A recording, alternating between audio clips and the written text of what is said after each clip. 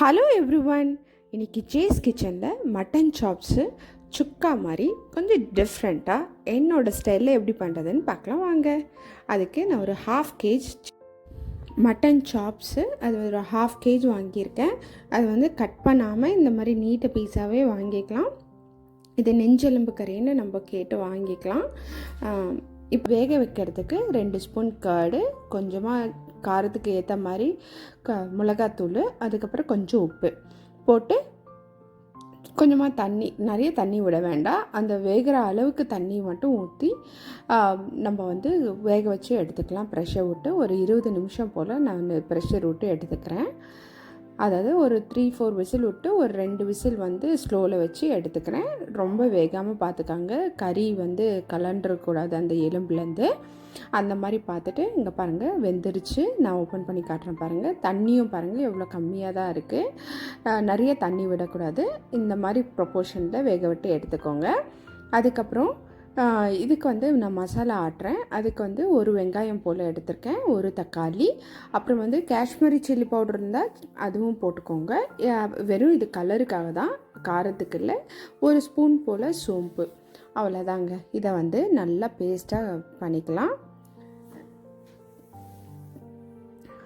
Paste பண்ணிவிட்டு அதுக்கப்புறமா ஒரு ஷாலோ பேனோ இல்லை வறுக்கிறதுக்கு எதான பேன் ஈவனாக இருக்கிற மாதிரி பண்ணி அதில் வந்து கொஞ்சமாக ஆயில் விட்டு நம்ம அரைச்சி வச்சுருக்க மசாலா போட்டுட்டு அது நல்லா சுண்டுற வரையும் நம்ம பண்ணிக்கிறோம். இந்த மசாலா பேஸ்ட் வந்து நம்ம போடுறதுல வந்து அப்படியே கோட் ஆகணும், ரொம்ப தண்ணியாக இருக்காது. இது சுக்கா மாதிரி இருக்குன்றனால நம்மளுக்கு அப்படி போட்டுக்கிறோம்.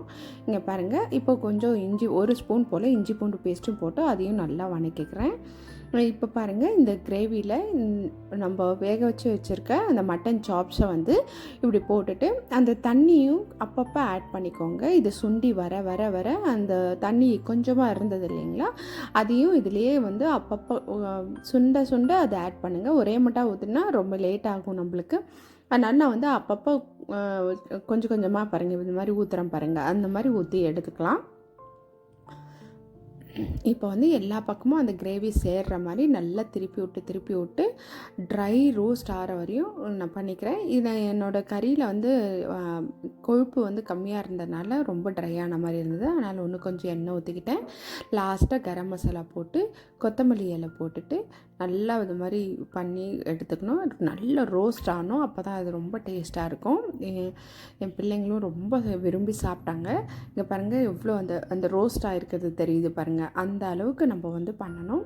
இது நான்ஸ்டிக்கில் பண்ணிங்கன்னா இன்னும் நல்லாவே வரும். நான் கேஸ்ட் அயனில் பண்ணதுனால கொஞ்சம் வந்து எனக்கு சீக்கிரம் ட்ரை ஆகிடுச்சு.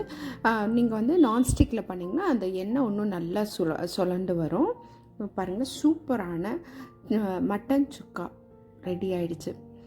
டேஸ்ட் பண்ணிவிட்டு எப்படி இருக்குதுன்னு சொல்லுங்கள். உங்கள் வீட்டில் செஞ்சு டேஸ்ட் பண்ணி எப்படி இருக்குதுன்னு சொல்லுங்கள். இந்த வீடியோ உங்களுக்கு பிடிச்சிருந்ததுன்னா லைக், ஷேர் அண்ட் கமெண்ட் பண்ணுங்கள். அப்படியே மறக்காமல் பெல் ஐக்கானையும் கிளிக் பண்ணிவிடுங்க. Thank you friends.